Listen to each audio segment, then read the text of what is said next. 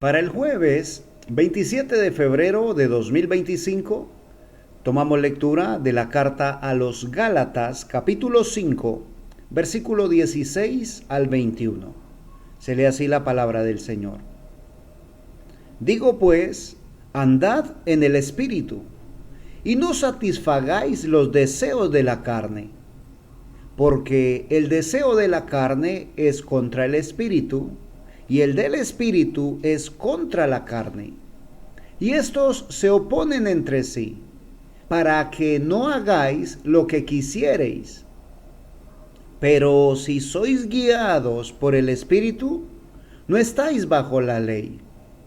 Y manifiestas son las obras de la carne, que son adulterio, fornicación, inmundicia, lascivia, idolatría, hechicería, enemistades, pleitos, celos, iras, contiendas, disensiones, herejías, envidias, homicidios, borracheras, orgías y cosas semejantes a estas, acerca de las cuales os amonesto, como ya os lo he dicho antes, que los que practican tales cosas no heredarán el reino de Dios.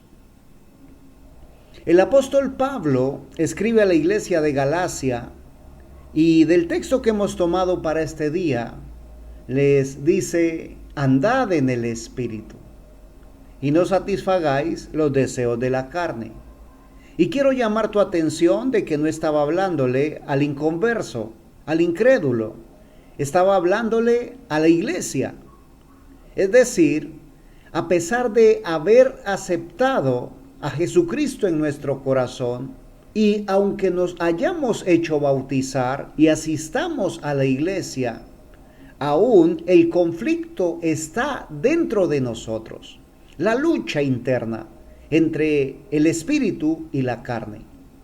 Están allí, por cuanto seguimos siendo espíritu, alma y cuerpo. Entonces la carne está allí y siempre está batallando, dando la lucha. Así que nos dice el Señor a través del apóstol Pablo que andemos en el Espíritu y que no satisfagamos los deseos de la carne.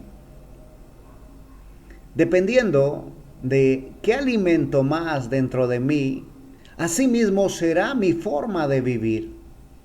Si alimento la carne, me mostraré como una persona carnal. Pero si alimento el espíritu, el Señor me permitirá hacer las cosas como Él las hizo cuando estuvo en su ministerio aquí en la tierra. Y son decisiones, como hablábamos hace unos días, que debemos tomar a diario, constantemente, porque constantemente se nos presentan las tentaciones. En cada decisión que tomemos, debemos recordar que el Señor nos llama la atención a andar en el Espíritu y que aquellos deseos que tiene la carne no los satisfagamos. No estamos aquí para fortalecer la parte carnal de nosotros. Estamos queriendo hacer morir el viejo hombre para que la nueva naturaleza sea la que vive y gobierne en nuestras vidas. El versículo 17 dice que el deseo de la carne es contra el espíritu y el del espíritu es contra la carne. Y estos dos se oponen entre sí. Así que la lucha está, dependiendo de qué quiero yo como resultado. Asimismo, debo yo alimentar mi espíritu si quiero ser como Cristo Jesús. El versículo 18 nos da un aliciente y nos dice: pero si sois guiados por el Espíritu, no estáis bajo la ley. Y esta es la clave del éxito como cristianos, que nos dejemos guiar por el Espíritu, que podamos rendir delante del Señor nuestros deseos, nuestros pensamientos, nuestras intenciones y también nuestros argumentos. Porque a veces pensamos tener la razón y aún la justificamos con alguna escritura sacada de contexto y decimos, estoy bien, pero ¿realmente me está guiando el Espíritu?